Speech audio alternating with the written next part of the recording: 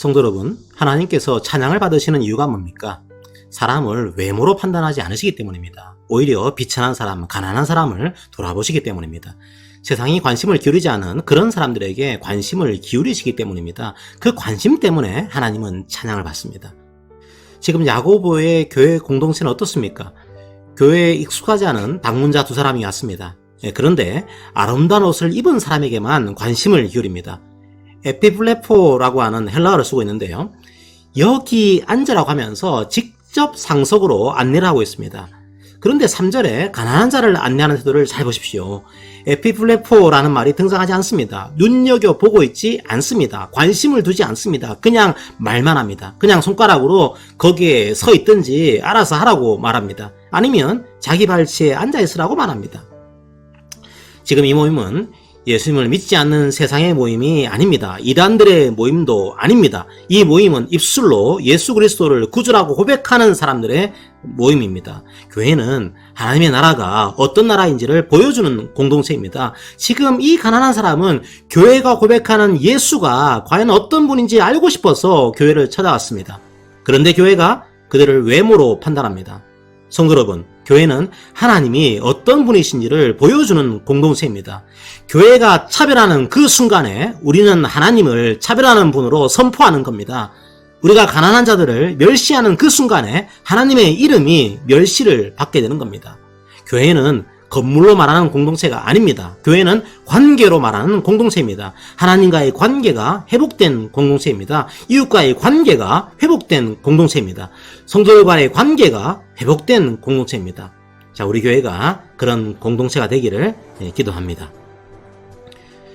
야고보가 생각하는 세계는 통합적입니다. 오늘로 따지면 주일 11시의 예배 의식과 삶으로서의 예배가 일치돼야 됩니다. 암과 삶이 함께 가야 합니다. 말과 행동이 조화를 이루어야 됩니다. 그런데 문제가 생겼습니다. 이런 삶을 방해하는 강력한 방해물이 보입니다. 바로 말입니다. 야고보서를 잘 보면 교사들이 거짓을 가르친 것 같지는 않습니다. 이단들은 아니었던 거죠. 거짓 가르침이 아닌데 뭐가 문제였던 걸까요? 가르침과 삶이 분리되었던 겁니다. 말과 그 행위가 일치하지 않았던 거죠. 말은 잘하는데 행위는 아니었던 겁니다. 야고보는 지금 그 교사들의 말에 속지 말라고 합니다. 행동을 보고 그 말을 분별하라고 합니다.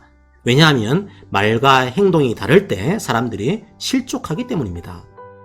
열심히 찬양하고 나서 바로 교회 문을 나서자마자 다른 성도들을 욕합니다. 한 입에서 찬송과 저주가 나올 수가 없는 겁니다.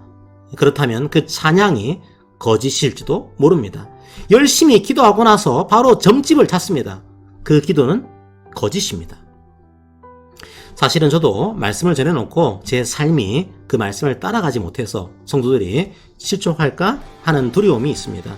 성도님들은 말씀을 분별하십시오. 그리고 실족하지 않기를 기도합니다. 연약한 저를 위해서도 늘 기도해 주시기 바랍니다. 그리고 참된 지혜는 온유함과 함께 한다는 사실도 기억하시기 바랍니다. 말씀을 들었는데 선한 결단이 솟구치는 게 아니라 저주가 솟구칩니다. 말씀을 들었는데 긍휼의 마음이 아니라 혐오와 차별의 마음이 가득 찹니다. 그렇다면 그 말씀이 정말 위로부터 오는 지혜인지 아니면 땅에서 나오는 지혜인지 분별하시기 바랍니다. 하늘로부터 난 지혜는 성결합니다. 화평합니다. 관용합니다. 양순합니다. 긍휼합니다. 선한 열매가 가득합니다. 편견과 거짓이 없습니다. 여러분은 그 말이 화평한지 긍휼한지를 분별하시기를 바랍니다. 성도 여러분, 우리는 말씀이 마음판에 새겨진 사람들입니다. 세상의 기준으로 판단하지 마십시오. 스스로를 존귀하게 여기십시오. 다른 사람도 외모로 판단하지 마시고 동등하게 대해 주십시오. 그 말씀의 소리에 귀를 기울이고 인내할 때 하나님께서 여러분의 모든 삶을 가장 선한 방향으로 인도하시리라 믿습니다. 그 믿음으로 함께 걸어가는 우리 교회가 되기를 바랍니다. 아멘.